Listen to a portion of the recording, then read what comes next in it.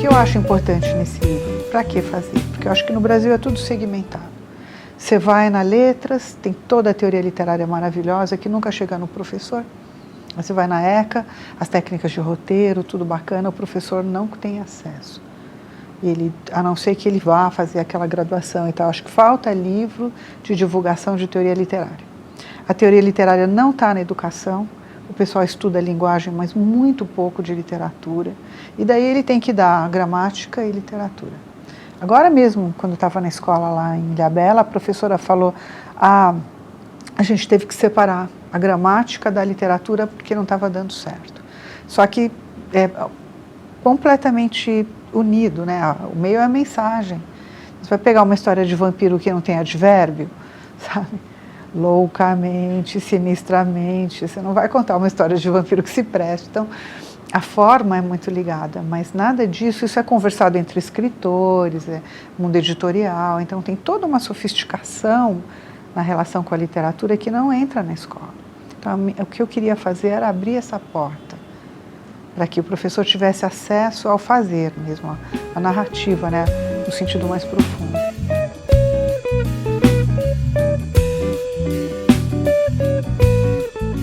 Eu fui buscar o Bakhtin, que é um teórico que eu adoro, Mikhail Bakhtin, que tem um livro que é minha Bíblia, que é a Teoria do Romance. E ele estuda as combinatórias de tempo e espaço, através dos séculos, né? E como você pensar nessa junção de tempo e espaço já explica para uma pessoa como é o pensamento narrativo. E o pensamento narrativo, por sua vez, ele define um tempo. Então, por exemplo, Idade Média, o tempo é mágico, o espaço é mágico. Né? Tudo é o dragão, as coisas se transformam, né? Tudo voa. Ao mesmo tempo, esse dragão, se é colocado na obra do Cervantes, qual é o contraponto? Ele põe tempo cronológico, tempo real. E uma pessoa que vê em tempo mágico. O que dá? O louco. E ele cria uma nova combinatória narrativa. Né? Uma combinatória que nega o mágico. Porque isso é a crítica que se fazia até então. Então, a queda do herói naquele período. E, finalmente, na minha tese de mestrado, o que acontece depois? O Alexandre Dumas, que era um cara cuja biografia é muito heróica, né? Porque ele veio do interior, daí ele vai para Paris e ele passa, é o primeiro best-seller, né? E é um cara que monta assim, um monte de peças de teatro e sustenta todos os amigos, escritores que não tinham dinheiro, cria, é um cara generoso pra caramba e tal. Ele gostava da figura do herói. Então ele resgata isso com os Três Mosquiteiros. E o D'Artagnan é o Don Quixote dele. Como ele interpreta esse Don Quixote? Um cara atrapalhado, que faz muitas coisas que dão errado, mas só que o dar errado dele acaba dando certo pela amizade com os amigos. Então, tendo 3 por 1, um por todos, todos por um, as coisas acontecem. Então, é uma outra narrativa. As aventuras que são em grupo, de amigos.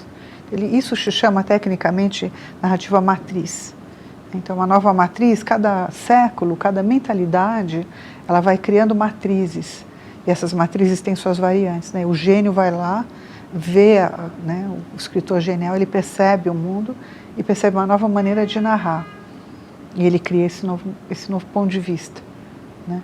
E essa dinâmica é estudada também por um outro russo que eu gosto muito, que é Yuri Loitman, que fala que é a semiosfera, né, que são o ambiente narrativo, né, das pessoas, da semiose, dos signos e tudo.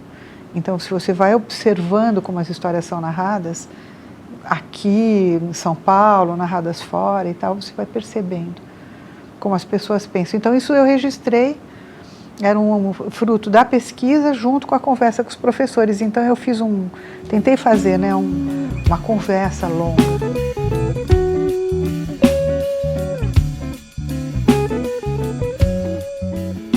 Outra coisa que eu quis também é os suportes, né? Porque no Brasil tem uma teoria que era do Zé Paulo Paes, que eu gosto muito, que ele diz que é um país de gregos e baianos. Ele dizia assim que tem alta literatura, todo mundo quer ser o Flaubert e ninguém quer ser o Alexandre Dumas, que é o meu ídolo particular, assim, né? O grande narrador, ninguém quer.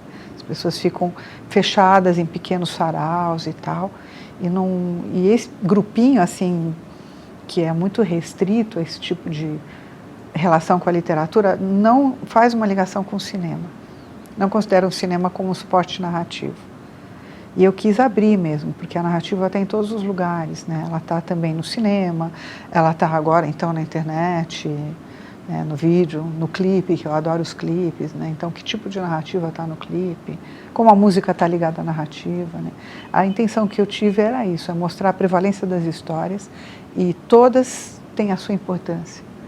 E dialogam entre si, não são coisas estanques. O cinema não mata o livro.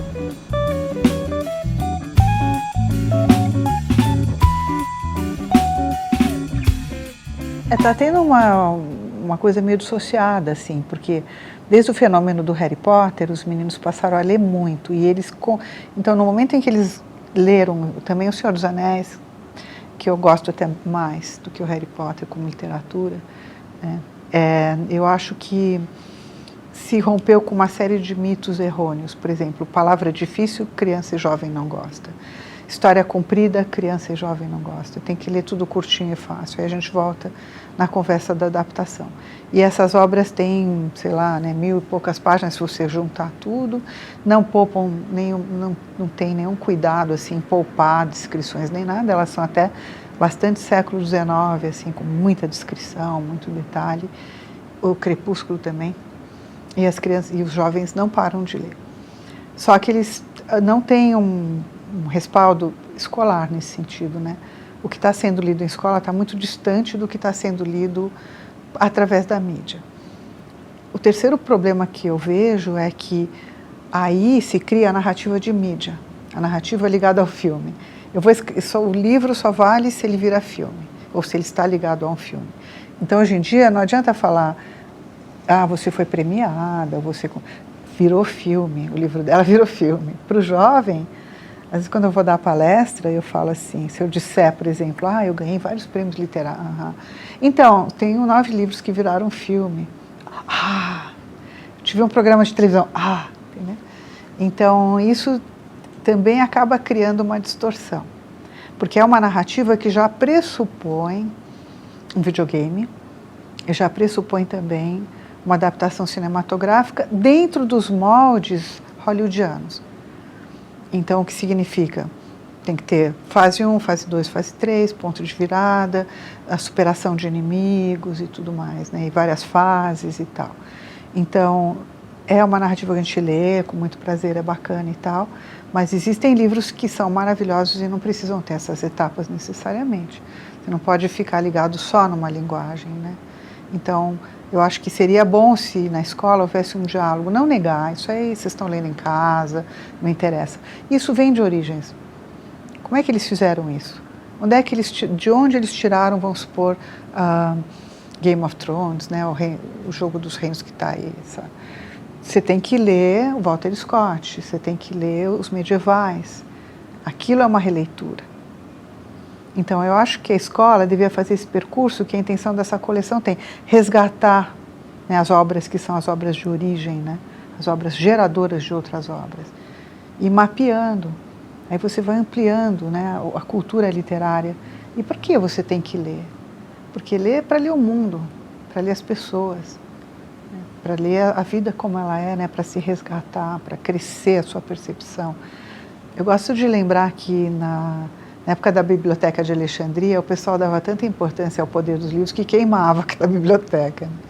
Porque o livro era um portal mágico, né? Ele é mesmo, porque ele abre a tua percepção total, né? E as pessoas não lembram mais disso.